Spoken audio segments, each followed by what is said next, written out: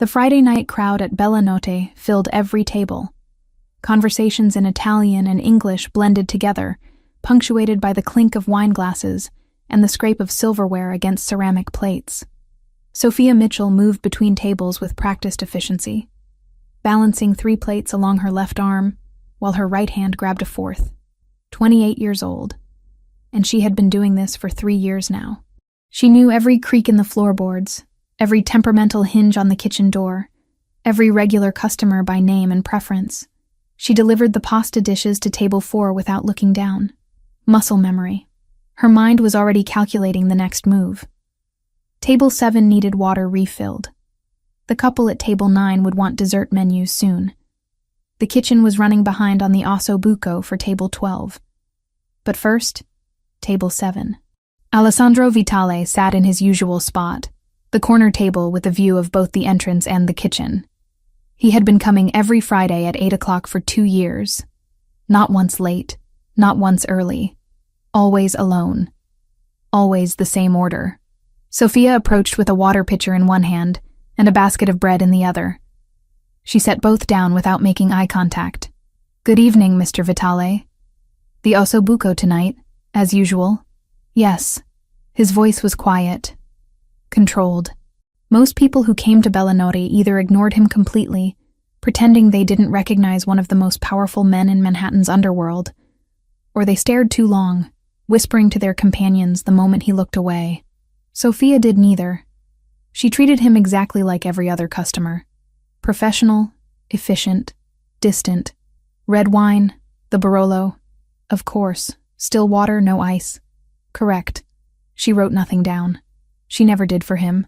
2 years of Fridays meant she had his routine memorized down to the minute. He would finish the bread before the wine arrived. He would eat slowly, methodically.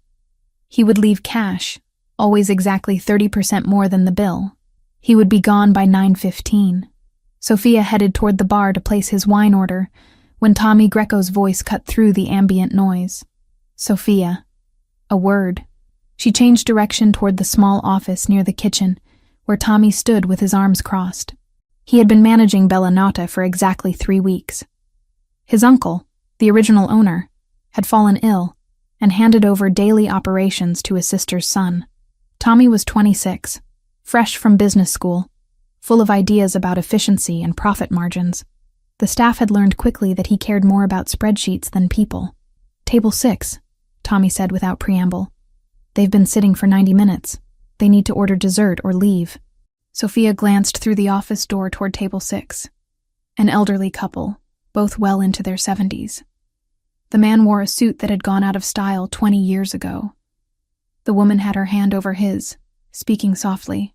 "Mr. and Mrs. Castellano," Sophia said. "They've been coming here since before I started.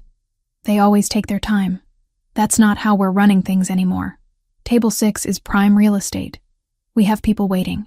Tell them to order dessert or pay their bill. They're not bothering anyone.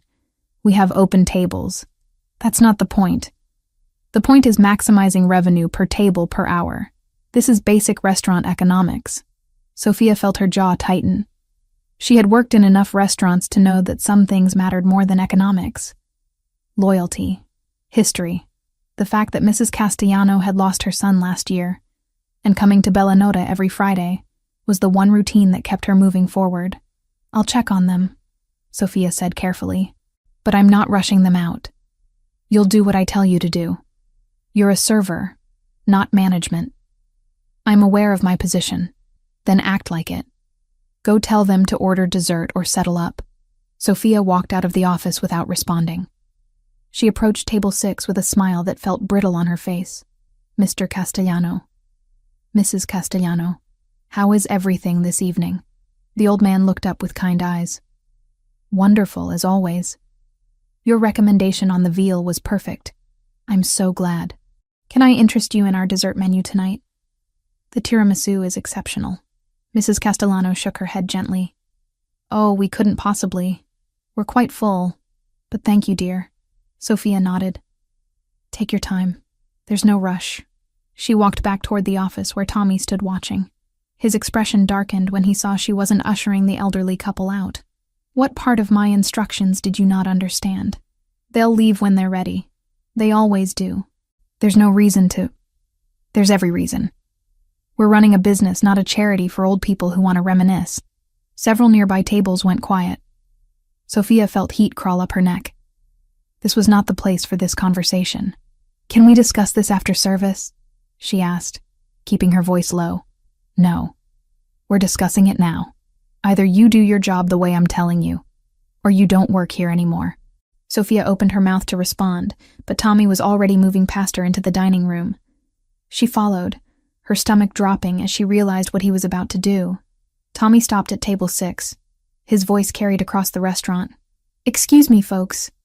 I'm going to need you to either order dessert or settle your bill. We have customers waiting. Mr. Castellano blinked in confusion. I'm sorry? Your table. You've been here over 90 minutes. Order dessert or pay and leave, Mrs. Castellano's face went pale. The humiliation was immediate and visible. Other diners turned to stare. The warm atmosphere that Sophia worked so hard to maintain every shift shattered like dropped glass. We'll leave, Mr. Castellano said quietly, reaching for his wallet with shaking hands. Sophia stepped forward. Mr. and Mrs. Castellano, please. There's no rush. You're welcome to stay as long as you'd like. Tommy rounded on her. Did you just contradict me in front of customers? You're trying to undermine my authority. In my restaurant. Your uncle's restaurant, Sophia corrected before she could stop herself. The words hung in the air. Tommy's face flushed red. The entire dining room had gone silent now. Even the kitchen noise seemed muted. Sophia could feel every eye in the place watching. You're fired, Tommy said. The words came out sharp and final. Get your things and get out. Sophia stood frozen. 3 years of work. 3 years of building relationships with customers, learning the rhythms of the kitchen, making this place feel like the closest thing she had to family. Gone in 5 words. Tommy, let's talk about this privately. There's nothing to talk about. You refused a direct order. You contradicted me in front of customers. You're done. Leave. Now. The humiliation was complete. Sophia felt her face burning as she became aware of all the stares. She recognized most of the faces in the room. People she had served countless times. People who knew her name, asked about her life, left generous tips. And Alessandro Vitale, still sitting at table 7, watching everything unfold with dark, unreadable eyes. Sophia turned toward the back to collect her belongings when she heard the scrape of a chair. Heavy, deliberate, then footsteps. Slow and measured. The entire restaurant seemed to hold its breath. Alessandro Vitale stood now, his napkin placed carefully on the table. He wasn't tall, but he commanded space in a way that made the room feel smaller. He wore black pants and a dark gray shirt, with the sleeves rolled to his elbows, revealing forearms marked with ink that disappeared under the fabric. His watch caught the light. His expression remained perfectly neutral. He walked toward Tommy. Not rushed. Not aggressive, but something about the way he moved made every person in the restaurant lean back slightly, giving him space. Tommy noticed him approaching. His confident anger faltered. He recognized Alessandro. Everyone in this neighborhood knew Alessandro Vitale by sight, even if they pretended they didn't. Alessandro stopped 3 feet away from Tommy. He slipped one hand into his pocket. The gesture looked casual. It wasn't. How much does this place cost? Alessandro asked. His voice was quiet enough that only those nearby could hear clearly. Tommy laughed nervously. I'm sorry? The restaurant. How much to buy it? It's not for sale. Everything is for sale. Alessandro pulled out his phone with his free hand. He didn't look at Tommy while he typed. What's your price? I don't have a price. My uncle owns this place and he's not selling. Alessandro looked up from his phone. His eyes were dark brown, almost black in the low light. They held Tommy's gaze without blinking. Call your uncle. Tell him I'm making an offer. I'm not calling my uncle at 9 o'clock on a Friday because some customer... I'm not asking. Alessandro's tone didn't rise. It didn't need to. The weight behind those 3 words was enough. Tommy swallowed hard. He looked around as if hoping someone would intervene. No one moved. He pulled out his own phone with trembling fingers. Sofia stood near the kitchen door, watching this unfold like it was happening to someone else. This couldn't be real. Alessandro Vitale wasn't actually trying to buy Bellanotte because she got fired. That was insane. Her thoughts scattered when the front door opened and two men in expensive suits walked in. They weren't customers. They moved too purposefully, scanning the room with professional assessment before their eyes landed on Alessandro. One of them carried a leather briefcase. Tommy was still on the phone, speaking in rapid Italian to his uncle. His face had gone from red to pale. He kept glancing at Alessandro with obvious fear. Alessandro gestured toward one of the empty tables. The two men in suits sat down and opened the briefcase. Papers. Lots of papers. 15 minutes passed like 15 hours. Sofia couldn't move, couldn't process what she was seeing. The other diners sat in stunned silence. Even the kitchen staff had emerged to watch through the service window. Tommy's uncle arrived in a taxi, still in his bathrobe and slippers. He was 74 years old and sick with something nobody talked about openly. He shuffled in with the help of a cane and looked at Alessandro with tired resignation. They spoke in Italian. Quick, efficient sentences. The old man kept nodding. At one point, he glanced toward Sofia with something like apology in his eyes. Then he looked at his nephew with unmistakable disgust. Papers were signed. Money was discussed in terms Sofia couldn't quite hear, but involved numbers that made her head spin. Alessandro produced a check from one of his men. Just like that. Done. Alessandro Vitale now owned controlling interest in Bellanotte. He turned to Tommy, who stood frozen near the bar. "Get your things," Alessandro said quietly. "You don't work here anymore." Tommy opened his mouth, closed it, opened it again. Nothing came out. He looked at his uncle, who had already turned away, signing the last of the paperwork with shaking hands. Now, Alessandro's voice remained soft. That made it worse somehow. Tommy grabbed his jacket from the office and walked out without another word. The door closed behind him. The sound echoed in the silent restaurant. Alessandro looked around the dining room. Everyone who had their meal interrupted tonight. "It's on the house.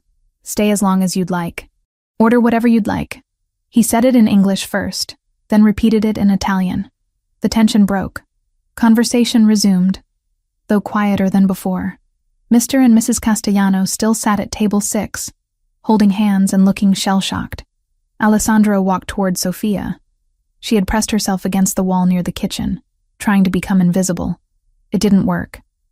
He stopped in front of her, close enough that she could smell his cologne. Something woodsy and expensive. "You have your job back," he said. "If you want it." Sofia stared at him. Her mind was completely blank. He waited for a response. When she didn't give one, he nodded once as if her silence communicated something clear. Then he walked back to table 7, sat down, and picked up his fork. His ossobuco had gone cold during the chaos. He ate it anyway. Sofia remained frozen against the wall. Around her, Bellanotte slowly returned to its normal rhythm. Orders were placed. Food was delivered. The world kept turning, but everything had changed, and Sofia had no idea what she was supposed to do about it. Sofia didn't go back on Saturday. She stayed in her small apartment in Queens, staring at her phone while it buzzed with calls from the restaurant. Unknown numbers. She knew who was calling. The new owner, or his people. She let every call go to voicemail. Her hands shook when she finally listened to the messages. A man with a gruff voice said, "Mr." Vitale wanted to discuss her employment status. Another message, a woman this time, said the position was still available, and could she please return the call. The third message was just silence. Then a click. Sofia deleted them all. She spent the weekend applying to every restaurant within a reasonable commute. Her resume was solid. 3 years at Bellanotte, 5 years before that at various establishments across the city. Good references from former managers. She knew how to work a busy floor, how to read customers, how to maximize tips without being pushy. Someone would hire her. Someone always did. By Monday morning, she had 3 interviews lined up. One in Midtown, one in the Bronx, one in Brooklyn. None of them paid as well as Billionaire. None of them had the same atmosphere, the same sense of community. But that didn't matter anymore. She couldn't go back. Not after what happened. Not after Alessandro Vitale bought an entire restaurant because she got fired. The thought made her nauseated. She knew who he was. Everyone in Manhattan who paid any attention knew who Alessandro Vitale was. She had spent 2 years serving him every Friday, keeping her distance, maintaining professional walls specifically because she understood the danger of getting too close to men like him. Men who solved problems with money and violence. Men who left destruction in their wake even when they thought they were helping. And now he had pulled her directly into his orbit. She was a problem he had solved. A situation he had handled. She hated it. Hated the feeling of being owned, even tangentially. Hated that she owed him something now, whether he demanded payment or not. Saturday bled into Sunday. Sunday into Monday.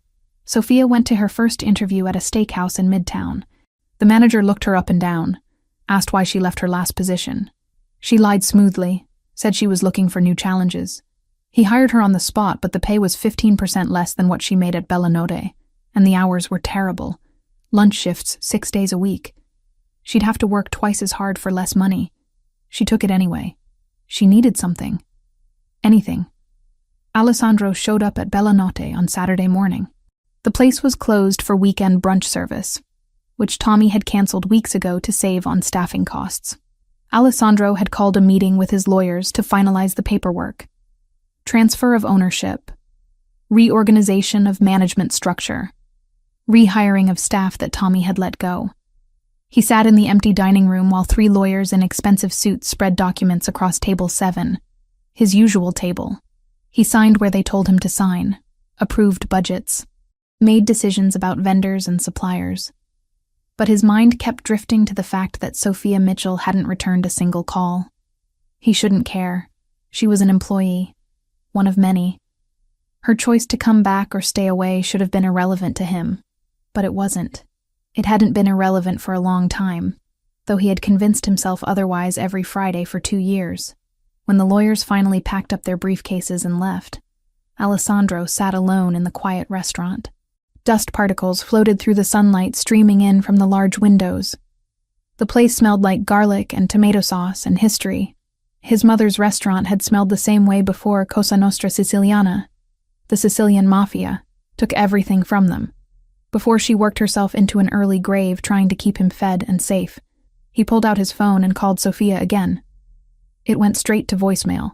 He didn't leave a message this time. 3 days later, Alessandro was driving through the Bronx when he saw her. Pure chance. Or maybe not chance. He had been tracking her movements peripherally, making sure she got home safely each night, even though she didn't know it. Old habits. When you spent your life surrounded by enemies, you learned to keep track of the people you cared about. He slowed the car. She was walking out of a restaurant called Dominic's, shoulders slumped, face tired. An interview, judging by the way she checked her phone and frowned before putting it back in her purse. Alessandro pulled to the curb. He lowered the passenger window. Sophia. She jumped, startled. Then she saw who it was, and her expression closed down immediately. Walls up, defensive posture. She had been doing that around him for 2 years, and he had never pushed, never asked why. Now he wanted answers. Mr. Vitale. Get in. I'll give you a ride. No, thank you. I'm fine. It's starting to rain. It wasn't, but clouds were gathering overhead. Close enough. I said I'm fine. Alessandro put the car in park and got out. He stood on the sidewalk facing her. She took a step back instinctively. That small movement bothered him more than it should have. Why didn't you come back? He asked. I don't work for you. You did. You do. The position is still yours if you want it. Sophia laughed. It came out bitter and sharp. You can't just buy a restaurant because someone gets fired.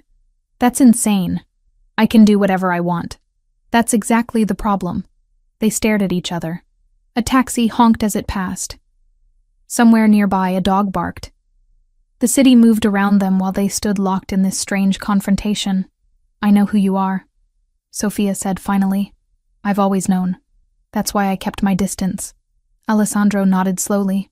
I know you know. Then you understand why I can't go back. I don't want to be part of your world. I don't want to owe you anything.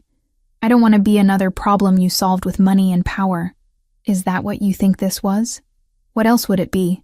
Alessandro considered his answer carefully. He could lie.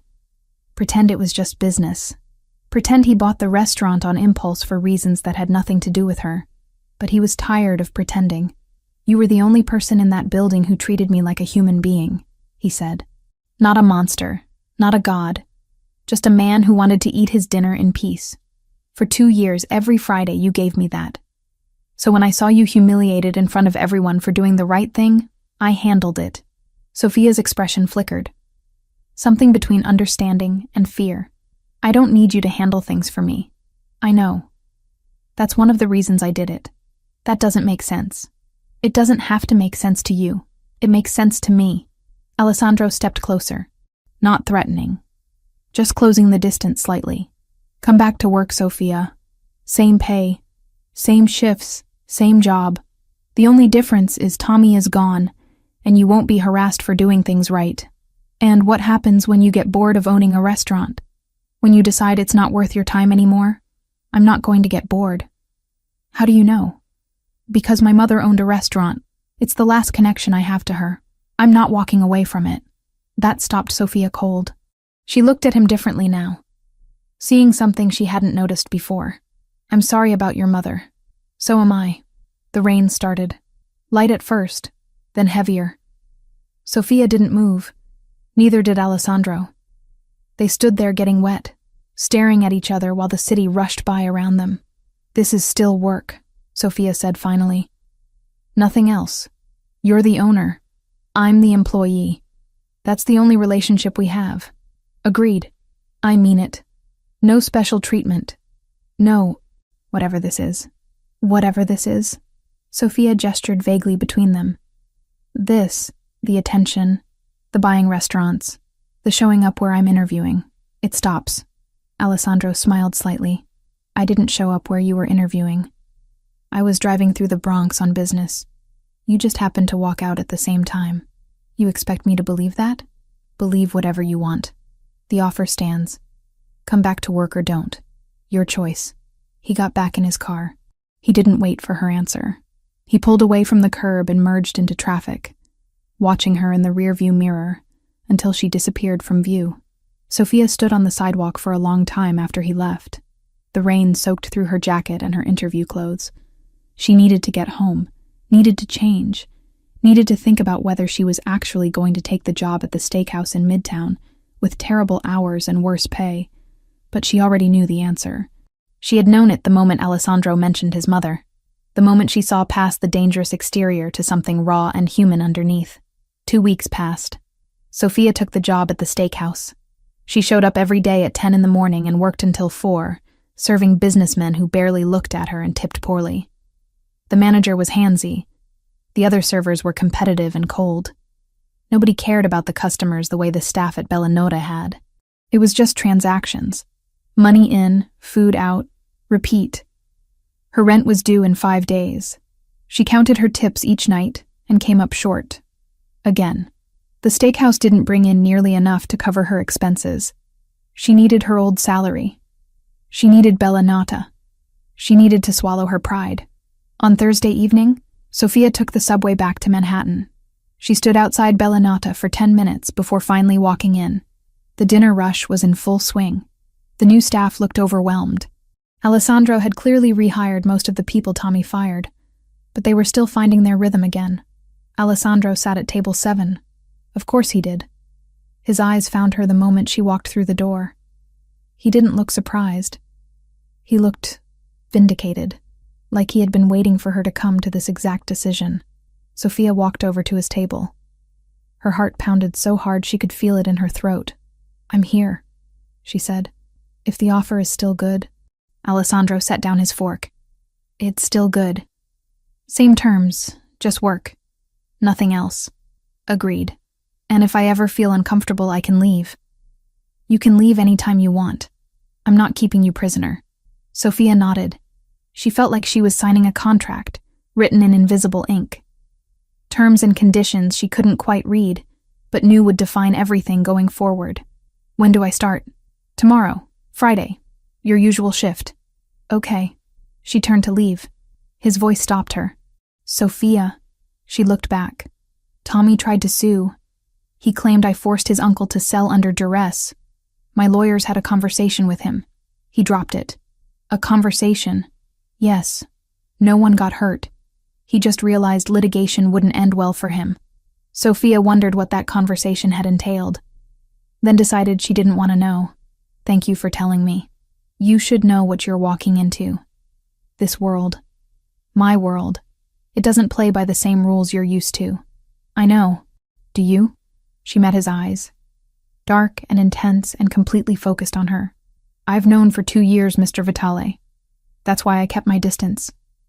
But apparently, distance isn't an option anymore. No, Alessandro said quietly. It's not. Sophia left before she could second-guess herself. She walked out into the Manhattan evening, into the noise and the lights and the endless movement of the city. Tomorrow she would put on her uniform and go back to work at Bellinote. Tomorrow she would serve tables and smile at customers and pretend that everything was exactly the same as it had been 3 weeks ago.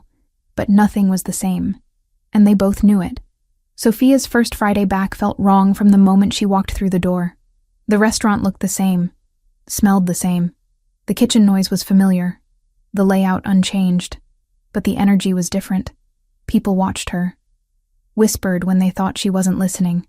Everyone knew what had happened. Everyone knew that Alessandro Vitale had bought Bellinote because she got fired. She tied her apron with practiced movements and checked the reservation book. Full house tonight. Good. She needed to be too busy to think. Alessandro arrived at 8 o'clock. Table 7. She brought him water and bread without being asked. Welcome back, he said. Thank you, Mr. Vitale. Ossobuco tonight? Unless you prefer something different. No. The usual is fine. She walked away before the conversation could extend further. Professional distance. That was the agreement. That was the only way this could work. But the agreement lasted exactly 1 week. On Tuesday, Alessandro showed up during lunch service. He nodded to Sophia as he passed, but headed straight to the office in the back. She frowned. He never came on Tuesdays. He had a pattern. Fridays at 8. That was it. That was the routine they had maintained for 2 years. On Wednesday, he was there again. This time with 2 men in construction gear, discussing something about the kitchen ventilation system. They gestured at the ceiling, took measurements, made notes. Thursday, he arrived with a woman carrying fabric samples. They sat at a table near the window, examining different options for new chair cushions. By Friday, Sophia understood. Alessandro wasn't just the owner anymore. He was actively managing the place, supervising renovations, meeting with contractors and vendors, making decisions about every aspect of Bellinote's operations. And he was there constantly. She tried not to notice. Tried to focus on her tables, her customers, her job, but it was impossible to ignore him. He took up space even when he was trying not to. She felt his presence like static electricity, making her hyper-aware of every movement, every word. The dynamic shifted further when Marco, the head server, pulled her aside during her second week back. Boss wants to see you in the office. Sophia's stomach tightened. Why? Didn't say. Just said to send you back when you have a minute. She finished clearing table 9 and headed to the office. Alessandro sat behind the desk that used to belong to Tommy's uncle. He had replaced the old furniture with modern pieces. Clean lines, dark wood. Everything organized with military precision. You wanted to see me? Alessandro looked up from his laptop. Sit down. She remained standing. I'm in the middle of a shift. This won't take long. Sit. Sophia sat. She folded her hands in her lap and waited. I'm restructuring management, Alessandro said. Marco is good with customers, but he's not organized. The inventory system is a disaster. Ordering is inconsistent. We're wasting money on spoiled product because nobody is tracking expiration dates properly. Okay. I want you to take over administrative duties. Inventory. Ordering. Staff scheduling. You'll still work the floor during busy shifts, but your primary responsibility will be operations management. Sophia blinked. That's not what I was hired to do. No, it's a promotion. I didn't ask for a promotion. You're getting one anyway. You're capable. You know the restaurant better than anyone else here. And you're not going to steal from me or cut corners to make yourself look good. I trust you. The last sentence hit harder than it should have. Trust. From a man who trusted almost no one. What's the pay? She asked. Alessandro named a figure that was 40% higher than what she had been making as a server. That's too much. That's what the position is worth. Take it, or I'll hire someone external who won't know the restaurant the way you do. Sophia studied his face. He wasn't bluffing. This was a genuine offer. A real promotion based on merit, but it also meant more time around him. More interaction. More proximity. Just work, she said. That was the agreement. This is work. I need an operations manager. You're qualified. That's business, not personal. She wanted to argue but couldn't find solid ground. He was right. It was a business decision. The fact that it also meant she would be spending more time near him was secondary. Or at least, it should be. Fine, she said. I'll do it. Good. Start Monday. I'll show you the current systems and where we need improvements. Sophia rose, fingers curling around the doorknob. Sophia. She paused. Thank you. She nodded and walked out before her composure could crack. The new responsibilities came with new challenges. Sophia spent Monday morning in the office with Alessandro, learning the inventory software and reviewing vendor contracts. He sat close enough that she caught the faint edge of his cologne when he leaned in. His shoulder brushed hers when he leaned over to point at something on the screen. Small touches. Incidental. But they sent electricity through her nervous system every time. She tried to focus on the numbers, the spreadsheets, the practical details of running a restaurant, but she was intensely aware of him. The way he explained things with patient precision, the way his voice dropped slightly when he was concentrating, the way his hands moved across the keyboard with surprising grace for someone who looked like he solved most problems with violence. By Tuesday, she had identified 3 major issues with the current ordering system. By Wednesday, she had contacted new vendors to get competitive quotes. By Thursday, she realized they had a serious problem. The wine distributor canceled our account, she told Alessandro during the afternoon lull. They won't return my calls. Alessandro's expression darkened. Which distributor? Moretti's. They've been supplying Bellanotte for 15 years. Did they give a reason? No. Just an email saying they were terminating the relationship effective immediately. Alessandro pulled out his phone. He made a call in rapid Italian. His tone was clipped and cold. When he hung up, his jaw was tight. They have ties to the Lombardis, rival family. They don't want association with me. Can we find another distributor? Yes, but it will take time to build the relationship and negotiate terms. He looked at her for a long moment. I have contacts in Brooklyn. Better quality, better prices. But the meeting will need to happen in person. Okay, when? Tonight, 6 o'clock. I'll be here. No, you'll come with me. Sophia hesitated. Why do I need to be there? Because you're the operations manager. You need to understand how these relationships work. And because they'll offer better terms if they see I'm serious about the restaurant. Bringing you shows investment. She didn't like it. Didn't like the idea of being pulled deeper into his world. But he was right. If she was going to manage operations, she needed to understand all aspects of the business. Fine, but I'm driving myself. No. We go together.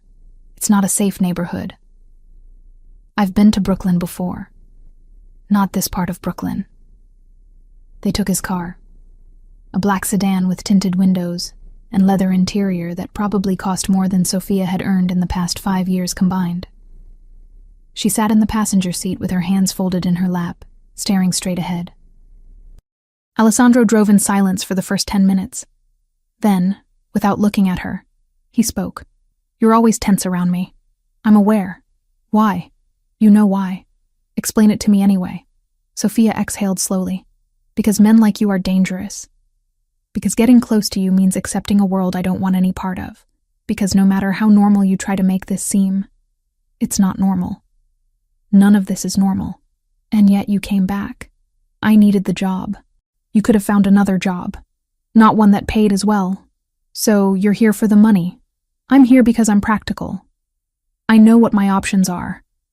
I know what I can afford to turn down and what I can't. This falls into the second category. Alessandro's hands tightened on the steering wheel. You think very little of me.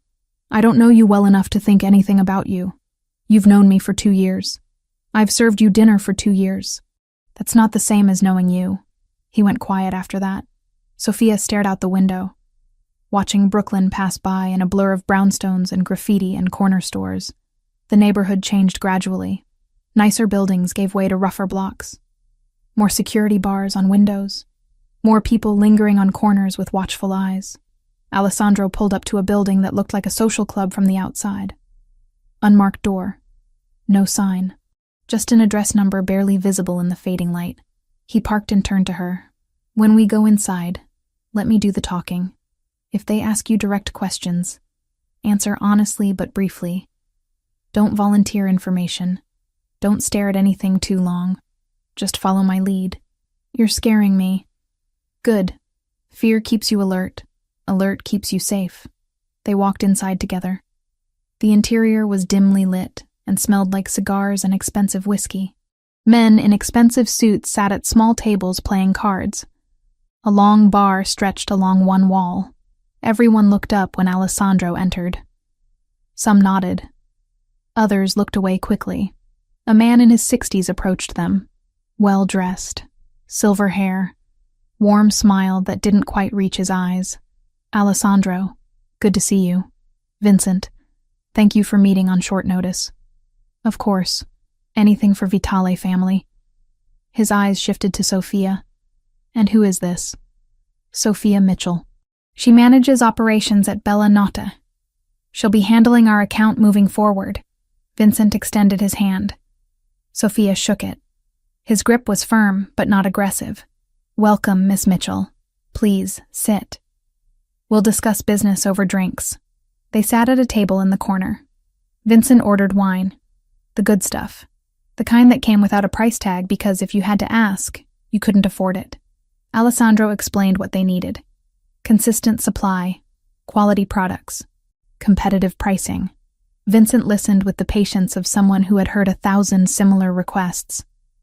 But when Alessandro mentioned specific wines, specific vintages, Vincent's expression changed.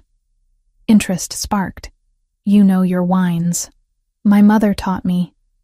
She believed good food deserved good wine. Smart woman. She was. They talked for 40 minutes. Sophia mostly listened, occasionally answering questions about volume and delivery schedules. But she watched how men approached Alessandro with deference, how his posture never fully relaxed, how his eyes tracked every person who moved through the room. This was his world. Power and respect built on foundations she couldn't see but could feel. Violence lurking under every polite conversation. Danger wrapped in expensive suits and good manners. Vincent offered terms that were significantly better than what Moretti's had been providing. 30% better. Sophia knew enough about restaurant operations to recognize the discount for what it was. Favor trading, relationship building, currency that had nothing to do with money.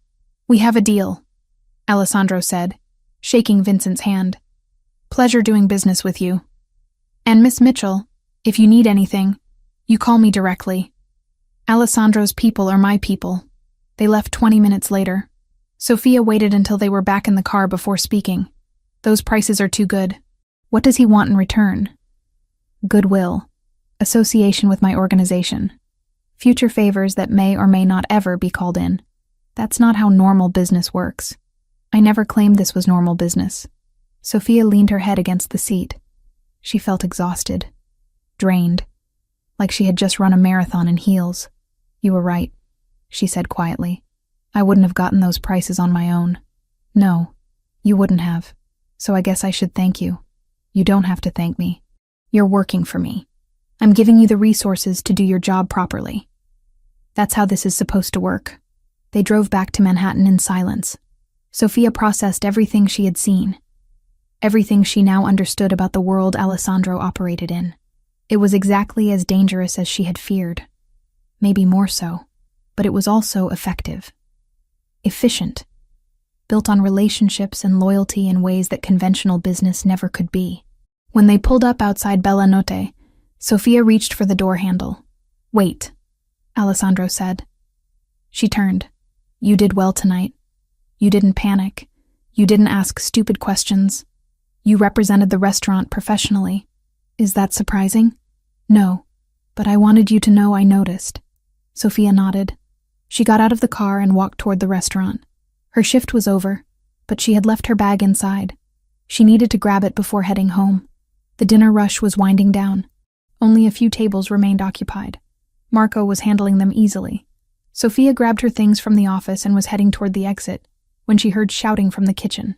She pushed through the swinging door to find Chef Antonio and his sous chef screaming at each other in Italian. Pans clattered. Someone slammed a knife down on the cutting board. "What's going on?" Sofia demanded. "He's quitting." Antonio gestured wildly at the sous chef. "Middle of service, coward!" The sous chef ripped off his apron and threw it on the floor. "I'm done working for a psycho. Find someone else." He stormed out through the back door. The kitchen went silent. 3 line cooks stared at Sofia with wide eyes. 2 tables still needed entrees. Dessert orders were coming in. Antonio looked at her with desperation. "I can't do this alone. Not tonight." Sofia had worked in kitchens before. Years ago, when she first moved to New York. She knew her way around a stove. "Show me what needs to be done." For the next 2 hours, Sofia moved through the kitchen with focused intensity, following Antonio's instructions, plating dishes, managing timing. It was chaotic and stressful, and she loved every second of it. This was creation. This was building something with your hands and watching people enjoy it. When the last table was served and the kitchen finally went quiet, Sofia leaned against the counter and laughed. Pure relief. Pure exhaustion. "You're good," Antonio said, grudging respect in his voice. "Where did you learn?" "Long time ago. Different life." She cleaned up and changed out of the borrowed chef's coat. It was almost midnight. The dining room was empty now. Chairs stacked on tables, floors swept, everything quiet and still. Alessandro was waiting by the front door. "I thought you left," Sofia said. "I came back. Wanted to make sure the kitchen situation was handled." "It's handled. For tonight, anyway. I saw you through the window, cooking. Necessity. We needed someone." Alessandro studied her for a long moment. "Have you eaten?" "No. Neither have I." "Sit. I'll make something." "You cook?" "My mother taught me, before she couldn't anymore." He disappeared into the kitchen. Sofia sat at table 7. His table. She was too tired to protest, too tired to maintain walls, too tired for anything except existing in this strange moment. Alessandro returned 15 minutes later with 2 plates of pasta. Simple. Perfect. The smell alone made Sofia's stomach growl. They ate in comfortable silence. The city hummed beyond the windows. Inside Bellanotte, everything was warm and still and safe. "This is good," Sofia said. "Thank you. Your mother taught you well. She taught me everything that mattered." Sofia looked at him. Really looked. Saw past the dangerous exterior to something softer underneath. Grief. Loss. The kind that never fully healed. "I'm sorry you lost her. I'm sorry you grew up without yours." They sat there long after the food was gone, talking quietly about things that mattered. Childhood memories, favorite meals, the restaurants that shaped them. It was the first real conversation they had ever had. No walls, no pretense, just 2 people sharing space and stories. When Sofia finally stood to leave, it was almost 2 a.m. "I should go. I'll walk you out." At the door they paused. The city was quieter now. Softer. The moment felt suspended. "Thank you for dinner," Sofia said. "Thank you for saving service tonight."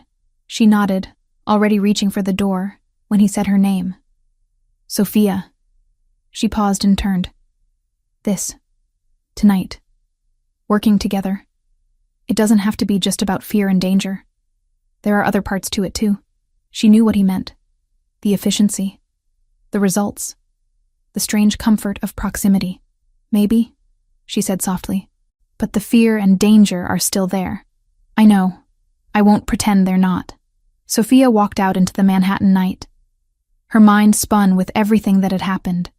The meeting in Brooklyn, the kitchen emergency, the quiet dinner.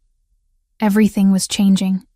The careful distance she had maintained was eroding, and she had no idea how to stop it, or if she even wanted to anymore. The weeks following the dinner at Billionaire changed everything in ways Sophia couldn't quite name.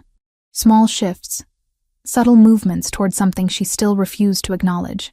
Alessandro started showing up earlier in the mornings. Not for meetings or renovations.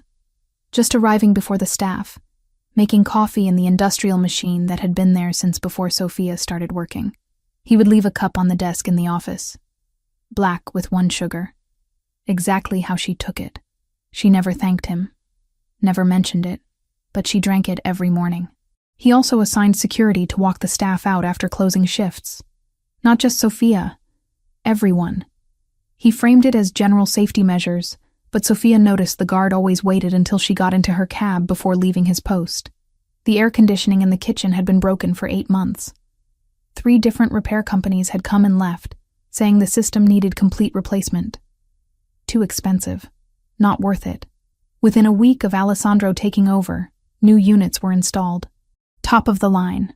The kitchen staff nearly cried with relief. Sophia watched these gestures accumulate.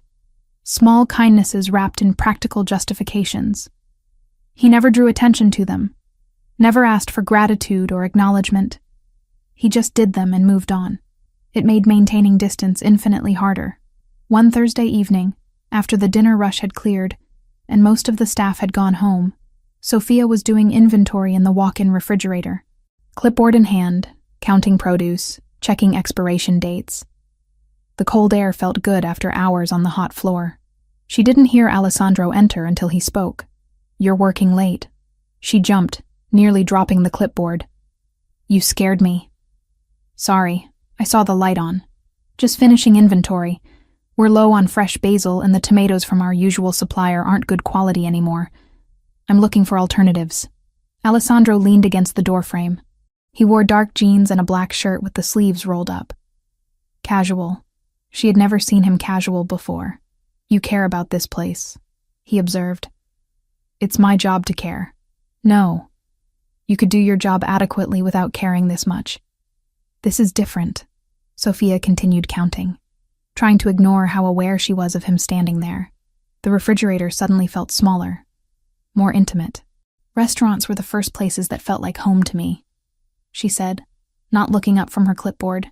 "I learned early that if you worked hard and showed up on time, people would give you a chance. Didn't matter where you came from or what your story was. Just mattered that you did the work." "Where did you come from?" She hesitated. This was personal. Too personal. But something about the late hour and the cold air, and the fact that he had shared pieces of his own story made her answer. "Foster care. 7 different homes between ages 6 and 18. Some better than others. None of them permanent." Alessandro went very still. "Your parents?" "Mother lost custody when I was 6. Neglect. Drug addiction. I don't know where she is now. Don't want to know. Father was never in the picture." "I'm sorry. Don't be. I survived. Some kids don't." "Surviving isn't the same as living." Sophia finally looked up at him. His expression was open. Genuinely concerned. No pity. Just understanding.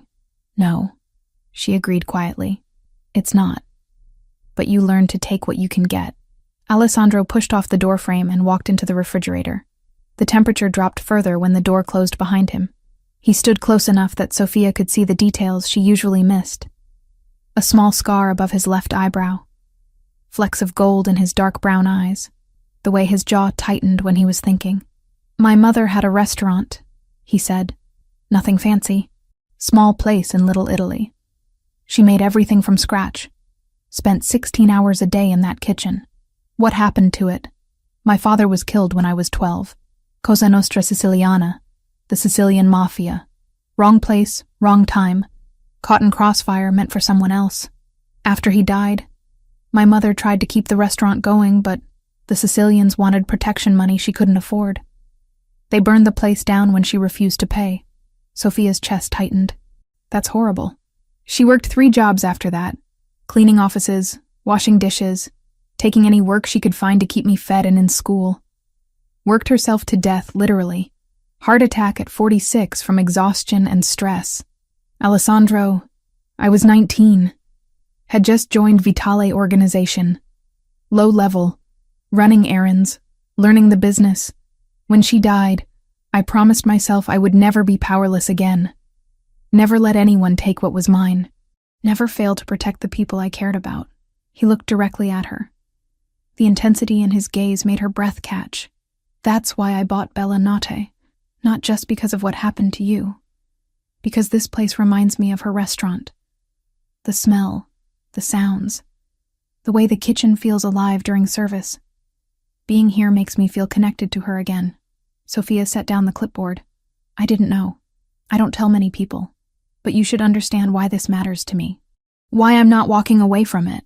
They stood in the cold refrigerator, sharing space and stories and a silence that felt heavier than any conversation. Sophia realized she was shivering. Not from the temperature. From proximity. From the way Alessandro was looking at her like she was something precious that might break. You're cold, he said. I'm fine. You're shaking. It's a refrigerator. That's what happens. He smiled slightly. Come on, let's get out of here before we both freeze. They walked back into the kitchen. The warmth hit Sophia's skin like a physical force. She rubbed her arms, trying to restore circulation. Alessandro watched her. Coffee? It's almost 11. So? I won't sleep. Neither will I. Keep me company anyway. Sophia should have said no, should have grabbed her things and gone home. But she didn't want to. For the first time in 2 years, she wanted to stay in his presence, wanted to keep talking, wanted to see what else lived beneath the surface of Alessandro Vitale. They sat in the empty dining room. Alessandro made espresso using the machine behind the bar. He brought 2 small cups and sat across from her at table 7. Tell me about the foster homes, he said. Which one was worst? The 3rd one. Father was angry. Mother pretended not to notice. I lasted 4 months before they sent me back. And the best? The last one. Mrs. Huang. She was older. Widowed. Took in foster kids because her own children had grown and moved away. She taught me to cook. Basic stuff. How to make fried rice. How to time vegetables so they stayed crisp. She's the reason I wanted to work in restaurants. Do you still talk to her? She died 6 years ago. But I visit her grave on her birthday. Bring flowers. Tell her about my life. Alessandro's expression softened. She would be proud of how far you've come. I hope so. They drank their espresso in comfortable silence. Outside, Manhattan moved through its late-night rhythms. Taxis honked. Sirens wailed in the distance. The city never slept. Never stopped. What about you? Sophia asked. After your mother died, how did you survive that? I didn't. Not in any healthy way. I threw myself into the organization. Worked every job they gave me, proved myself useful, climbed ranks. By 25, I was running operations. By 30, I controlled everything Vitale family touched. I became exactly what I needed to become, to make sure no one could ever hurt me again. And did it work? Depends how you define work. I have power, respect, resources. No one threatens me. No one takes what's mine. He paused. But I'm also alone. Have been for years. Power doesn't keep you warm at night. Respect doesn't fill empty rooms. Sophia's heart clenched. She understood that loneliness, had lived in it herself for most of her life. Why are you telling me this? She asked softly. Because you asked. Because you're the first person in a long time who actually wanted to know. Not for leverage, not for advantage. Just because you're curious about who I am. I shouldn't be curious. Why not? Because getting curious about you is dangerous. Getting close to you is dangerous. Everything about this is dangerous. And yet you're still here. Sophia had no answer for that. She was still here. Had been coming back every day for weeks now. Working beside him. Learning his rhythms. Noticing small details. The way he ran his hand through his hair when he was frustrated. The way his voice dropped when he was tired. The way he looked at her when he thought she wasn't watching. She was noticing too much. Feeling too much. The espresso cup sat empty between them. The restaurant was completely silent now. Just the two of them in this bubble of artificial light, while the city sprawled dark and endless beyond the windows. Alessandro stood. I should let you get home. Sophia stood too. They walked toward the front door together. He grabbed her coat from the hook and held it open for her. She slipped her arms through the sleeves, acutely aware of his hands near her shoulders. His breath against her hair. At the door, they paused. The moment stretched, extended. Neither of them moved to break it. Thank you for telling me about your mother, Sophia said. Thank you for listening. Alessandro? Yes? She turned to face him fully. They stood so close. Too close.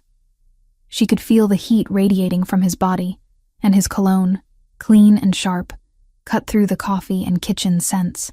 This can't become something. I know. I mean it. We work together. You own the restaurant. I'm your employee. There are boundaries. I agree. Then why are you looking at me like that? His eyes searched her face. Like what? Like you want to cross every boundary we just talked about. Alessandro didn't deny it. Didn't step back. He raised one hand slowly, giving her time to move away. She didn't. His fingers brushed her cheek. Gentle. Tentative. Like he was touching something infinitely fragile. I've wanted to cross those boundaries since the day you first served me dinner, he said quietly. For 2 years, I sat at that table watching you move through this restaurant like you owned it. Efficient, competent, kind to everyone.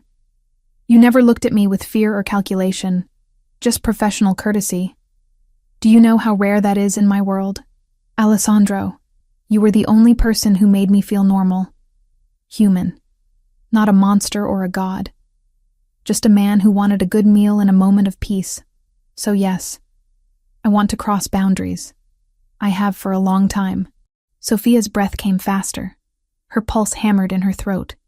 She should step back, should leave, should maintain the professional distance that kept her safe. But she didn't want to be safe anymore. She leaned forward, just an inch, just enough to close part of the space between them. Alessandro's hand moved from her cheek to the back of her neck. Warm. Sure. He leaned down until their faces were inches apart. Tell me to stop, he whispered. I should. But are you going to? Sophia's mind screamed yes. Her body said no. She stood frozen between two impossible choices, safety or truth, distance or connection. Alessandro waited, patient, giving her control, giving her choice. She closed her eyes. If we do this, everything changes. I know. There's no going back. I don't want to go back. Sophia opened her eyes, looked directly into his, saw her own fear reflected there, her own want. She started to lean forward, started to close that final distance. Their mouths were a breath apart when reality crashed back. She pulled away. I can't. Alessandro's hand dropped from her neck. He stepped back, giving her space. His expression was controlled, but she could see the strain in it. The effort it took to respect her choice. I'm sorry, Sophia whispered. Don't be. You're right. This is complicated. Dangerous. All the things you said. Then why did you... Because I'm tired of pretending I don't feel what I feel. Tired of sitting at that table every week wanting more than just dinner. But wanting and having are different things. I understand that. Sophia wrapped her arms around herself. I need to go. Okay. She walked out into the cold Manhattan night. Walked until her breathing evened out. Until her pulse slowed. Until the ghost of his touch faded from her skin. But even after she got home and lay in bed staring at the ceiling, she could still feel it. The almost kiss. The moment when everything nearly changed. Alessandro stayed in the restaurant long after she left. He sat at table 7 in the dark, staring at nothing, thinking about choices and consequences, about walls and what it meant to tear them down. He had meant what he said. He had crossed that line in his head a long time ago. Now Sophia knew it too. The secret was out. The want was acknowledged, and nothing would ever be the same between them again. The text message came on Tuesday afternoon, while Sophia was reviewing supplier invoices in the office. Unknown number. She almost deleted it without reading, but something made her open it. We know you work closely with Vitale. We can make it worth your time to share information. Check your locker. Sophia's blood went cold. She stared at the screen, reading the message 3 times. Her locker. How did anyone know she had a staff locker? How did they get her number? She stood quickly, chair scraping against the floor. The staff area was empty this time of day. Most people didn't arrive until 4 for dinner prep. Sophia's locker was second from the left, combination lock that had been sticky for months. She opened it with shaking hands. Inside, tucked between her spare uniform and her sneakers, was an envelope. Thick, heavy. She pulled it out and felt the contents. Cash. A lot of cash. Sophia's hands trembled as she opened it. 50 $100 bills. $5,000. More money than she made in 2 months. A note was paperclipped to the bills. Down payment. Call this number when you're ready to talk. We just want schedules. Meeting times. Who he sees. Basic information. Easy money. No signature. Just a phone number written in neat block letters. Sophia felt sick. She shoved the envelope back in her locker and locked it. Her mind raced. Who were these people? How long had they been watching her? And what would happen if she didn't cooperate? She needed to tell Alessandro. Immediately. But Alessandro wasn't at the restaurant. He had meetings across town all afternoon. Wouldn't be back until evening service. Sophia tried his cell phone. It went to voicemail. She didn't leave a message. This wasn't something you explained in 30 seconds. The rest of her shift passed in a blur. She went through motions mechanically. Checked inventory. Placed orders. Responded to staff questions. But her mind stayed locked on that envelope. That money. That threat disguised as opportunity. Alessandro arrived at 7:30. Sophia watched him enter through the front, speaking into his phone in rapid Italian. His expression was tense. Bad day. She hated adding to it, but this couldn't wait. She caught his eye across the dining room. He read something in her face because he ended his call mid-sentence and walked directly to her. What's wrong? I need to talk to you. Privately. They went to the office. Sophia closed the door and showed him the text message. Then she retrieved the envelope from her locker and placed it on the desk between them. Alessandro's expression went completely still. He opened the envelope, counted the money with quick efficiency, read the note. When he looked up, his eyes were dark and cold. When did this happen? Text came around 2 o'clock. The money was already in my locker. Did you see anyone suspicious? Anyone watching you? No. I don't even know how they got my number or knew about the locker. Alessandro pulled out his phone and made a call. He spoke in Italian, voice clipped and controlled. When he hung up, he was already moving. Come on, we're leaving. What? Alessandro, I have a shift. Marco can handle it. You're coming with me. Now. The command in his voice left no room for argument. Sophia grabbed her jacket and followed him out through the back entrance. His car was parked in the alley, engine already running. A second car pulled up behind them. 2 men Sophia didn't recognize got out and stationed themselves at either end of the alley. Alessandro opened the passenger door. Get in. Sophia got in. Her heart hammered against her ribs. This was real. This was happening. Someone had targeted her because of her proximity to Alessandro. They drove in tense silence for several blocks before Alessandro spoke. Albanian mob. They've been watching me for weeks, looking for leverage. Now they think they found it. What do they want? Information. Access. Ways to predict my movements so they can undermine my operations. They're not subtle and they're not patient. The fact that they approached you directly means they're getting desperate. What happens if I refuse? Alessandro's jaw tightened. They escalate. Threats become actions. You become a target instead of an opportunity. Fear crawled up Sophia's spine. What kind of actions? The kind I won't let happen. They pulled up to a building in Midtown. Tall. Modern.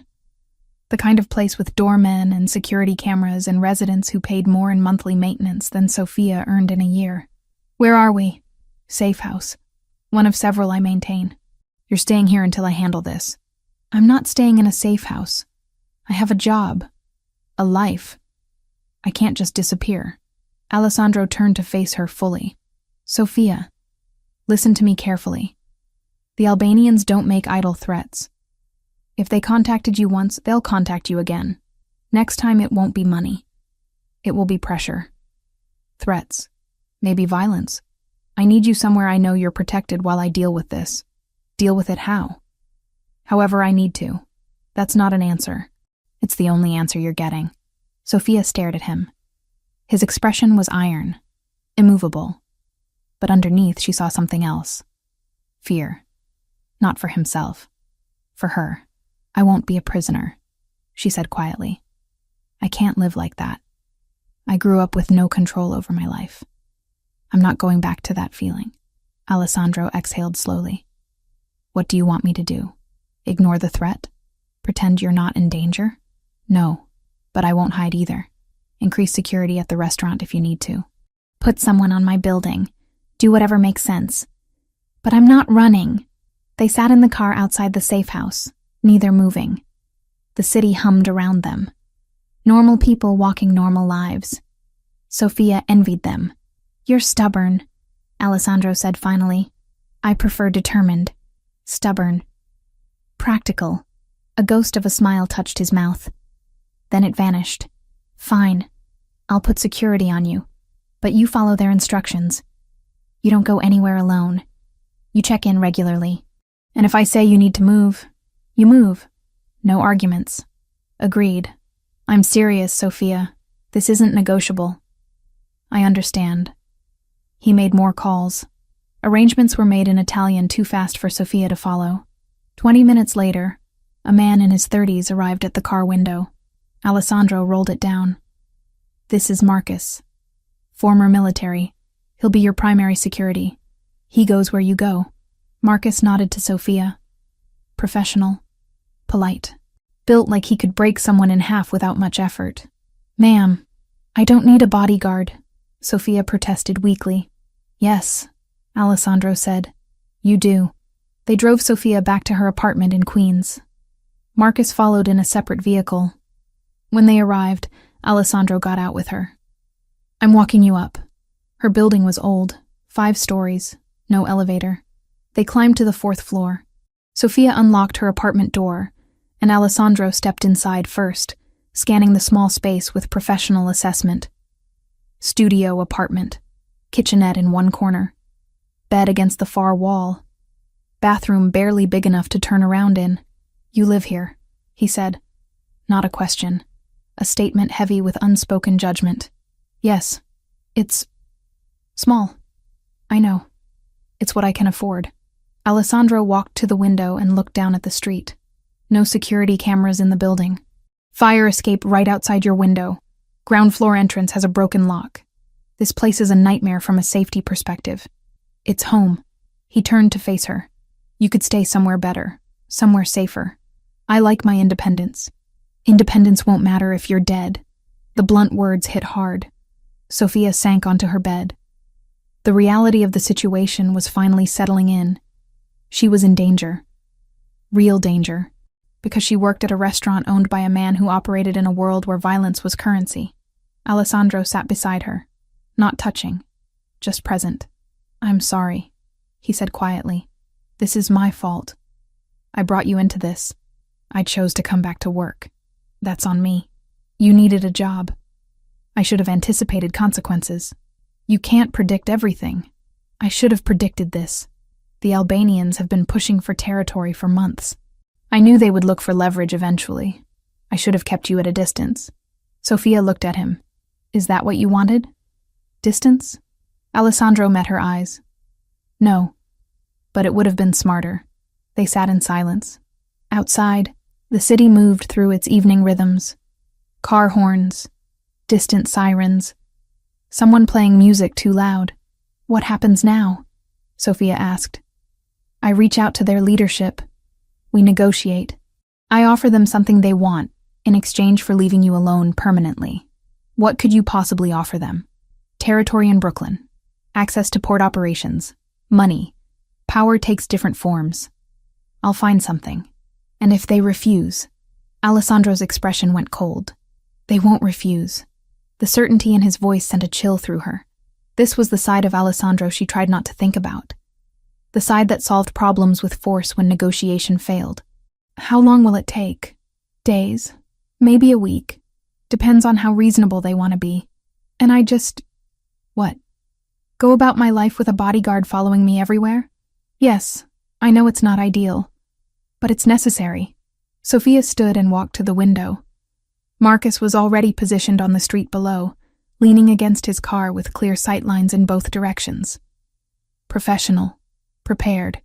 This is insane, she whispered. A month ago I was just a server. Now I have security details and safe houses and Albanian mobsters leaving cash in my locker. Alessandro came to stand behind her, close but not touching. You can walk away, I'll still protect you. I'll still handle the Albanians. But you don't have to stay at Billionaire. You don't have to stay near me. Sophia turned. They were inches apart. She could see the exhaustion in his face, the weight of constant vigilance. Do you want me to walk away? I want you to be safe. That's not what I asked. Alessandro's hand came up to her face. Gentle. Tentative. His thumb brushed her cheekbone. No, he said quietly. I don't want you to walk away. I haven't wanted that since the first night you served me dinner 2 years ago. But what I want and what's best for you are very different things. Maybe I should get to decide what's best for me. And what do you decide? Sophia's breath caught. She was standing on another edge. Another moment where everything could change. I decide I'm tired of being afraid. I decide that danger has always been part of my life in different forms. I decide that maybe, for once, I want something I actually want, instead of just something safe. Alessandro's eyes searched her face. You're sure? No, but I'm choosing it anyway. He leaned forward slowly, giving her time, giving her choice. This time Sophia didn't pull away. Their lips met. Soft. Careful. A kiss that felt like a promise and a risk all at once. When they separated, Alessandro rested his forehead against hers. I'll keep you safe, he whispered. Whatever it takes. I know. They stood there in her small apartment while the city moved around them. 2 people choosing danger over safety. Connection over distance. Whatever came next, they would face it together. 7 days passed. 7 days of Sophia living with constant security. Marcus followed her everywhere. To the restaurant. Home. The grocery store. Everywhere. She hated it.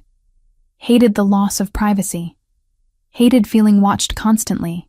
But Alessandro had been clear. This was non-negotiable until the Albanian situation was resolved. On the 8th day, Alessandro came to the restaurant during the afternoon lull. Sophia was in the office reviewing next week's schedule when he walked in and closed the door behind him. It's handled. Sophia looked up. The Albanians? Yes, we came to an agreement. They get expanded port access and Red Hook. I get assurances that you and anyone connected to Bellinotte are completely off limits. Permanently. Relief flooded through her. It's really over? The immediate threat, yes. I can't promise there will never be other problems. That's the nature of this life. But this specific situation is resolved. What does that mean for Marcus? He'll stay for another 3 weeks. Make sure the agreement holds. After that, we'll reassess. Sophia nodded. A few more weeks of constant surveillance felt manageable, if it meant real resolution on the horizon. Thank you, she said, for handling it. You don't need to thank me. This happened because of me. I was cleaning up my own mess. Still, thank you. Alessandro moved closer to the desk. They hadn't been alone together since the kiss in her apartment. Work had kept them in public spaces with staff constantly around. Now, in the privacy of the closed office, the memory of that kiss hung heavy in the air between them. How are you? He asked quietly. Really, tired, stressed, trying to pretend everything is normal when it's not. I know the feeling. They stood there looking at each other. So many things unsaid. So many complications. The moment broke when Marco knocked on the door. Boss, sorry to interrupt. There's someone here to see Sophia. Alessandro frowned. Who? Federal agents. They want to ask some questions. Sophia's stomach dropped. Alessandro's expression went carefully neutral. Tell them we'll be out in a minute. Marco nodded and left. Alessandro turned to Sophia. FBI? They're probably investigating connections to my organization. Standard procedure. Don't lie to them, but don't volunteer information either. Answer exactly what they ask and nothing more. Understand? Yes. And Sophia, you have rights. You don't have to talk to them without a lawyer present if you don't want to. I didn't do anything wrong. I know. But that doesn't always matter to federal agents building a case. They walked out together. 2 people in dark suits stood near the hostess station. A man and a woman, both in their 40s, both carrying themselves with the particular confidence of federal law enforcement. The man had salt and pepper hair and tired eyes. The woman was shorter, sharp features, expensive watch. The man stepped forward. Sophia Mitchell? Yes. He pulled out identification. Agent David Reeves, FBI. This is Agent Patricia Kim. We'd like to ask you a few questions if you have time. About what? About your employment here. About the restaurant's recent change in ownership. Just routine questions. Won't take long. Sophia glanced at Alessandro. He gave a barely perceptible nod. Permission to cooperate within limits. Okay. We can talk in the office. Actually, Agent Kim said, we'd prefer to speak with you alone, without Mr. Vitale present. Alessandro's jaw tightened, but he didn't argue. Sophia, you don't have to agree to that. You can have representation. It's fine, Sophia said. She wasn't afraid of questions. She had nothing to hide. She led the agents to the office. They sat across the desk from her. Agent Reeves pulled out a small notebook. Agent Kim folded her hands and studied Sophia with assessing eyes. Before we start, Reeves said, I need you to understand this is voluntary. You are not under arrest. If you want an attorney, we can stop and reschedule. I understand, Sophia said. How long have you worked at Billionaire? Reeves asked. 3 years. And what's your position? I started as a server. Now I'm operations manager. I handle inventory, ordering, staff scheduling, vendor relationships. When did that promotion happen? About a month ago. After Mr. Vitale purchased the restaurant. Tell us about that purchase. Were you aware it was happening? Sophia recounted the night Tommy fired her. Alessandro's intervention, the rapid acquisition. She kept her answers factual and brief. And you came back to work here voluntarily? Kim asked. Yes. Even knowing who Alessandro Vitale is? His connections? I needed a job. Bellinotte offered good pay, and I knew the work. You weren't concerned about working for someone with suspected organized crime ties? Sophia chose her words carefully. Mr. Vitale runs a legitimate restaurant. My job is legal. I manage day-to-day operations. That's all. Reeves made notes. In your role as operations manager, do you have access to financial records? Bank accounts? Payment systems? I have access to operational accounts, payroll, vendor payments, day-to-day expenses. I don't handle anything beyond normal restaurant business. Have you noticed any unusual financial activity? Large cash deposits? Payments to companies you don't recognize? No. Everything I've seen has been standard restaurant operations. Kim leaned forward. Miss Mitchell, we're investigating potential money laundering operations connected to the Vitale organization. We have reason to believe certain businesses, possibly including restaurants, are being used to move illegal funds. If you've seen anything irregular, now is the time to tell us. I haven't seen anything irregular. You're sure? No unexplained cash? No suspicious meetings? No unusual visitors? Restaurants deal in cash regularly. We have meetings with vendors and suppliers constantly. I haven't seen anything that seemed unusual or illegal. Reeves pulled out a business card and slid it across the desk. If that changes. If you notice something that concerns you, call me. Anytime. Sophia took the card. Agent David Reeves, Federal Bureau of Investigation. Phone number and email printed in professional font. Are we done? She asked. For now, Kim said. We may have follow-up questions. We appreciate your cooperation. They stood. Sophia walked them to the door. Alessandro was waiting in the dining room, standing near the windows with his phone in his hand. He watched the agents leave, then approached Sophia. Are you okay? Fine. They asked about financial records and unusual activity. I told them the truth. I haven't seen anything. Good. Alessandro? Not here. Let's go somewhere private. They went to his car. He drove without speaking, heading toward the waterfront. When he parked overlooking the Hudson River, the sun was starting to set, painting the water in shades of orange and gold. FBI has been investigating me for years, Alessandro said finally. They know what I do. They just can't prove it. I keep my legitimate businesses completely separate from everything else. Billionaire is clean. Every transaction is legal. Every dollar is accounted for. I would never risk bringing federal attention to something that matters personally to me. They think you're laundering money. They think a lot of things. Most of them are true, but not about the restaurant. Sophia had known his name for 2 years.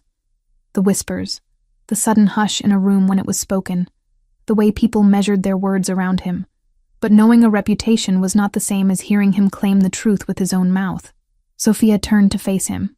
Tell me the truth. All of it. Not just about Bellanotte. About what you actually do. Alessandro was quiet for a long moment. When he spoke, his voice was measured and honest. I run an organization that controls shipping operations, construction contracts, waste management, and protection services across 3 boroughs. Some of those operations are legal. Some are not. We move goods that don't always go through proper channels. We enforce contracts that courts won't touch. We provide services that exist in gray areas of the law. You mean illegal areas? Yes. Drugs? No. I don't touch narcotics. My mother's brother died from an overdose. That's a line I won't cross. Violence? Alessandro's eyes met hers. When necessary. I try to avoid it. But in my world, sometimes force is the only language people understand. Sophia felt her chest tighten. Hearing it stated plainly was different from suspecting it, different from knowing abstractly. This was concrete, real. Alessandro Vitale ran a criminal organization. He broke laws.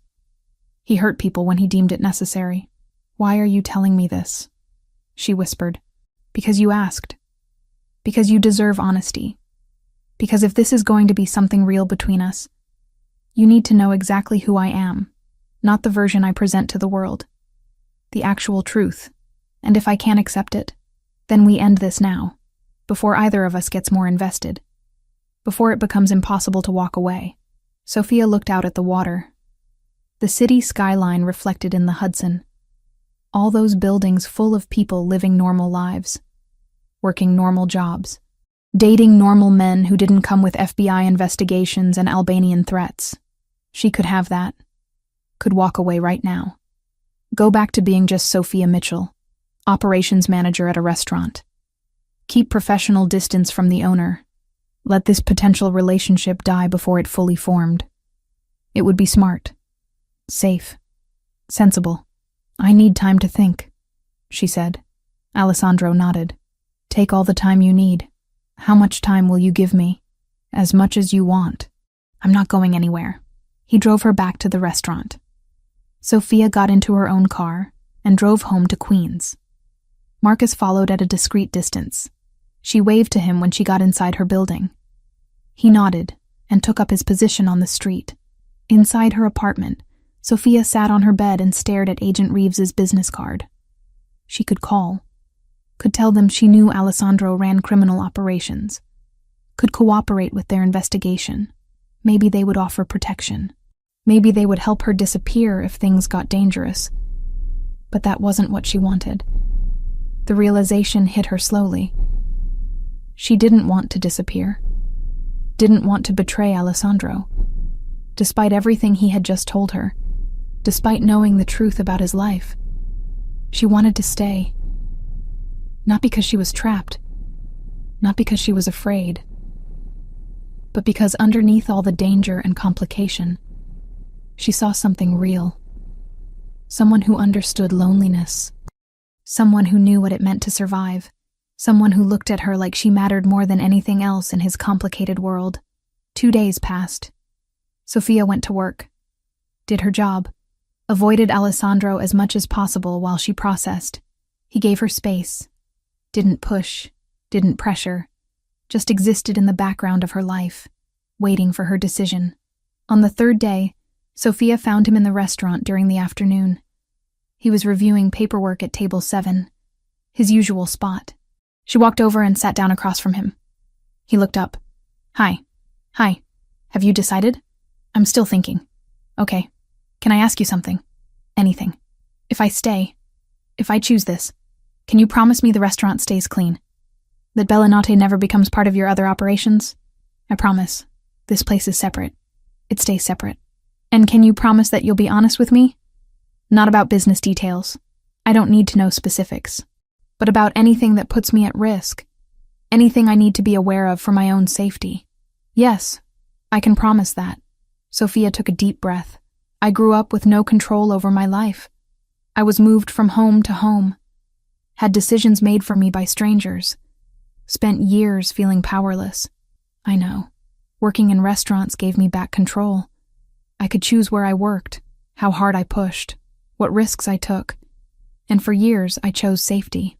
I chose distance from anything that felt dangerous or unstable. Alessandro waited. Let her work through it. But safety is an illusion, Sophia continued. I learned that watching foster siblings get hurt in safe homes. Watching people struggle despite doing everything right. Safety doesn't protect you from life. It just limits what you're willing to risk. What are you saying? I'm saying I've thought about this. Really thought about it. And I know the smart thing would be to walk away. To find another job. To date someone normal who doesn't come with federal investigations and security details. Yes, that would be smart. But I don't want smart. I want real. And what I feel when I'm around you is the most real thing I've experienced in years. She met his eyes. So I'm choosing this. I'm choosing you, with full knowledge of who you are and what your world involves. Alessandro's expression transformed. Relief. Joy. Something deeper that she couldn't quite name. Are you sure? No, but I'm doing it anyway. He reached across the table and took her hand. His grip was warm, strong, certain. I'll keep you safe, he said quietly. That's not negotiable. You're choosing to stay in my life, but you're not choosing to be unprotected. Understood? Understood. And if you ever change your mind, if this becomes too much, you tell me. No judgment, no consequences. You can walk away whenever you need to. Okay. They sat there holding hands across table 7. The restaurant was empty except for kitchen staff prepping for dinner service. Afternoon light filtered through the windows. Outside, Manhattan moved through its rhythms. Inside, something fundamental shifted. Sophia had made her choice. Now she would live with it. Whatever came next, she was ready. The first morning after Sophia made her choice, she woke up feeling different. Lighter. Like a weight she had been carrying for 2 years had finally been set down. She checked her phone. A text from Alessandro, sent at 6 a.m. Good morning. Coffee is ready when you get here. Sophia smiled. Small gestures. Consistent. Reliable. These were the things that mattered more than grand declarations. She arrived at Bellanotte at 9. The restaurant was quiet, morning light streaming through the windows. Alessandro was in the office, reviewing something on his laptop. A cup of coffee sat on the desk, black with 1 sugar. You're early, he said without looking up. So are you. I'm always early. Sophia picked up the coffee and took a sip. Perfect temperature. Perfect sweetness. He had been making her coffee every morning for weeks now, and he knew exactly how she liked it. Thank you, she said. You're welcome. They settled into the day's work. Sophia had vendor calls to make, schedules to finalize. Alessandro had his own meetings, his own responsibilities. But throughout the day, their paths crossed. Small moments, his hand on her lower back as he passed behind her in the narrow hallway. Her fingers brushing his when she handed him paperwork. Nothing dramatic. Just presence. Just choice being lived out in tiny increments. The week passed in similar fashion. They worked together during the day, had dinner together most nights after service ended, talked about everything and nothing, childhood memories, favorite books, the small details that built intimacy brick by brick. On Friday night, Alessandro sat at table 7 during dinner service. Sophia brought him his usual order without asking. When she set the plate down, he caught her wrist gently. "Sit with me. Just for a minute. I'm working. Marco can handle the floor for 5 minutes." Sophia sat. The dining room buzzed with conversation and clinking silverware. They existed in a small bubble of quiet within the noise. "I've been thinking about something," Alessandro said. "What?" "The first night I came here, 2 years ago. I had just buried someone. One of my men, young kid, 23, got caught in crossfire that wasn't meant for him." Sophia's chest tightened. "I'm sorry. I came to dinner because I didn't want to be alone but couldn't stand being around my own people. Everyone looking at me to make decisions, to be strong, to not show weakness." He paused. "You served me that night. Efficient. Kind. You didn't know who I was yet. Treated me like any other customer. And for 1 hour, I got to be just a man eating dinner. Not a boss. Not a killer. Just someone who needed a good meal and a moment of peace. I remember that night. You looked exhausted. I was. I've been exhausted for years, but sitting at this table every Friday gave me something to look forward to. One night a week where I could pretend to be normal, where someone treated me like I was human." Sophia reached across the table and took his hand. "You are human. Complicated and dangerous and involved in things I don't fully understand. But human. I know that now. You taught me that." They sat in silence for a moment. Then Sophia stood. "I need to get back to work. But we'll talk more tonight, after closing. I'll be here." The evening continued. Service ran smoothly. No disasters, no emergencies. Just a restaurant doing what restaurants do. Feeding people. Creating moments. Building memories. When the last customer left and the staff finished cleaning, Sophia found Alessandro waiting by the front windows. He stood silhouetted against the city lights, hands in his pockets, watching the street below. "Ready?" he asked when she approached. "For what?" "I want to show you something." They took his car. He drove through Manhattan's late-night traffic, heading downtown. When he parked in Little Italy, Sophia looked around in confusion. "Why are we here?" "You'll see." They walked half a block. Alessandro stopped in front of an empty storefront. Dark windows, faded sign. Clearly closed for years. "This was my mother's restaurant," he said quietly. "Bella Rosa. She opened it when I was 8. Closed when I was 12 after my father died. The Sicilians burned it 6 months later when she couldn't pay protection money." Sophia looked at the abandoned space. She could imagine it filled with light and life. Could picture a younger Alessandro helping his mother in the kitchen. Learning to cook. Learning that food could be love. "I bought the building 3 years ago," Alessandro continued. "Before I bought Billionaire. Paid twice what it was worth to get the owner to sell. I've kept it empty. Couldn't decide what to do with it." "What do you want to do with it?" "I don't know. Part of me wants to rebuild it exactly as it was. Bring Bella Rosa back to life. But I can't recreate the past. My mother is gone. That version of this place is gone." Sophia studied his profile. The grief was still there. Probably always would be. Grief didn't disappear. It just became something you carried differently. "Maybe it doesn't need to be Bella Rosa," she said. "Maybe it could be something new. Something that honors what it was while being something different." Alessandro looked at her. "What are you suggesting?" "I don't know yet. But you don't have to decide tonight. The building will still be here when you're ready." They stood on the quiet street for a while longer. Then Alessandro took her hand, and they walked back to the car. The drive to her apartment in Queens took 20 minutes. When they arrived, he parked but didn't turn off the engine. "Do you want to come up?" Sophia asked. "Do you want me to?" "Yes." Alessandro turned off the car. They climbed the 4 flights to her studio apartment. Inside, Sophia kicked off her shoes and went to the small kitchen area to make tea. Alessandro sat on her bed since there was no couch. The space was too small for pretense. "This apartment is terrible," he said. Sophia laughed. "It's not that bad. There's no security. The building is falling apart. You deserve better. I like it here. It's mine. You could have something nicer, safer. Are you offering to be my landlord now? I'm offering to give you options." Sophia brought 2 mugs of tea and sat beside him. Their shoulders touched in the small space. I don't need you to solve all my problems, Alessandro. I need you to be present. To be honest. To be someone I can trust. The rest I can figure out myself. You're very independent. I had to be. No one was going to take care of me. I learned early that I was responsible for my own survival. You're not alone anymore. I know. But old habits are hard to break. Alessandro set down his tea and turned to face her fully. I want to do this right. Whatever this is between us. I want to build something real. Not rushed. Not based on crisis or adrenaline. Something steady. What does that look like for you? I don't know. I've never done this before. Never let anyone close enough to matter this much. Neither have I. They looked at each other.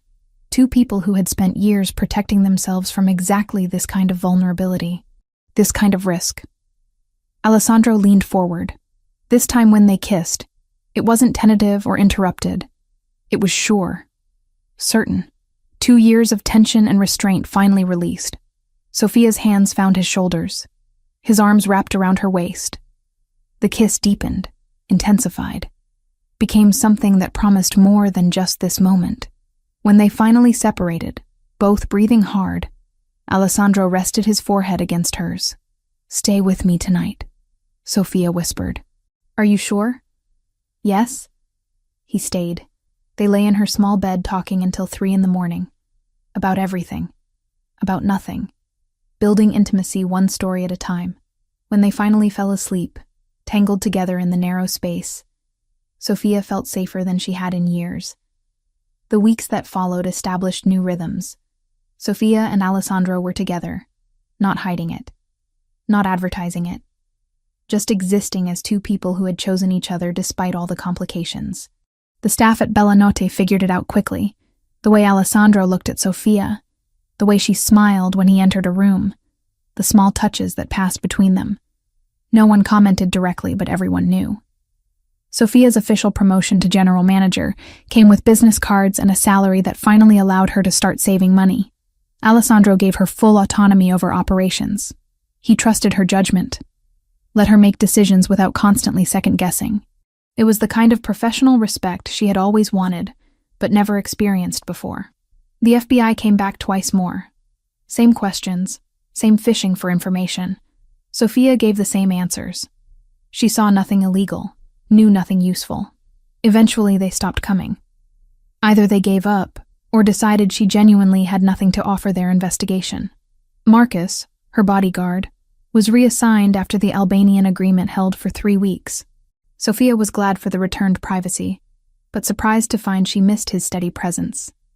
He had been professional, respectful, never intrusive. She told Alessandro this one night and he smiled. Marcus is still around. You just don't see him anymore. But he's there. Alessandro. What? You think I'm going to completely remove security just because one immediate threat is resolved? There will always be other threats. That's the reality. I can't live with constant surveillance. You're not. You're living with occasional check-ins from people I trust. There's a difference. Sophia wanted to argue but realized it was pointless. This was Alessandro's world. This was the compromise she had accepted. Occasional security in exchange for being with someone who made her feel alive for the first time in her adult life. 1 month after Sophia made her choice, Bellinote closed for 2 days for minor renovations. New tables, fresh paint, updated lighting that made the space feel both modern and timeless. When they reopened, the place was packed. Reservations booked solid for weeks. Sophia stood near the hostess station on opening night, watching the controlled chaos of a full dining room. She had staff she trusted, systems that worked, a restaurant that functioned like a well-oiled machine because she had built it that way. Alessandro sat at table 7, his spot, his routine. But now when she brought him water and bread, she sat down across from him for a moment. Busy night, she said. You've done well. The place runs better than it ever has. I had good resources to work with. You had talent. Resources just gave you room to use it. Sophia smiled. Are you complimenting me, Mr. Vitale? I'm stating facts, Miss Mitchell. She stood to get back to work. His hand caught hers briefly. A small gesture, one that meant everything. The months continued. Summer turned to fall. Fall to winter. Sofia and Alessandro built something steady in the midst of his chaotic world. It wasn't always easy. There were nights he came to the restaurant tense and withdrawn, dealing with problems she knew better than to ask about. There were days when federal agents parked outside, watching, documenting, building cases that might never go anywhere. But there were also quiet mornings drinking coffee together, late nights after the restaurant closed, cooking experimental dishes in the empty kitchen. Weekends when Alessandro took her to museums and parks, and all the places tourists visited, but most New Yorkers never bothered with. He was teaching her that life could include both danger and joy, that you could acknowledge risk while still choosing connection, that safety wasn't found in isolation, but in building something worth protecting. Sofia was teaching him that vulnerability wasn't weakness, that letting someone see your scars didn't make you less powerful, that the strongest thing he had ever done was admit he needed someone. They grew together, learned together, built a relationship that existed in the spaces between his world and hers, finding middle ground one careful step at a time. On a Friday night, 6 months after Sofia made her choice, Alessandro sat at table 7. She brought his osso buco without asking, set it down carefully. His hand came up to cover hers on the plate. "I love you," he said quietly. Simple, direct, no preamble. Sofia's breath caught. They hadn't said it yet, hadn't put words to what they both felt. Naming it made it real, made it something that could be lost. "I love you too," she whispered. He smiled. A real smile, the kind that transformed his entire face. "Good, because I was getting tired of not saying it. How long have you known?" "Since the night I bought this restaurant. Maybe before." Hard to say exactly when wanting someone becomes loving them. For me, it was the night you told me about your mother, when I saw past everything else to who you really were. Alessandro pulled her hand to his lips, kissed her knuckles gently. "Finish your shift. We'll celebrate properly later." Sofia went back to work. But everything felt different now. Lighter, more solid. They had said the words, made the commitment explicit. Whatever came next, they would face it as people who loved each other. The restaurant closed at 11. Sofia finished her closing duties while Alessandro worked in the office. When the last staff member left, they were alone. "Ready to go?" she asked from the office doorway. Alessandro looked up from his laptop. "Actually, I have something for you." He pulled a small box from his desk drawer. Not ring-sized. Something else. Sofia took it and opened it carefully. Inside was a key. "What's this?" "Key to my apartment in Midtown. I want you to have it. You don't have to move in. Not yet. But I want you to have the option. I want you to know you always have a place with me." Sofia stared at the key. Such a small object. Such an enormous gesture. Alessandro giving her access to his private space, his home, the place where he went to be alone. "Are you sure?" "I've never been more sure of anything." Sofia closed her fingers around the key. "Thank you. You're welcome." They left Billionaire together, walked out into the Manhattan night. The city moved around them in its endless rhythm. Millions of people living millions of lives. Most of them would never understand the choice Sofia had made, the world she had entered, the risks she accepted daily, but that was okay. Her life wasn't meant to make sense to anyone else. It just had to make sense to her. And standing there with Alessandro's hand in hers, a key to his apartment in her pocket, and 6 months of building something real behind them, it made perfect sense. She had chosen danger over safety, connection over distance, love over fear, and she would choose it again, every single day, the restaurant behind them, the city ahead of them, their future uncertain, but their commitment absolute.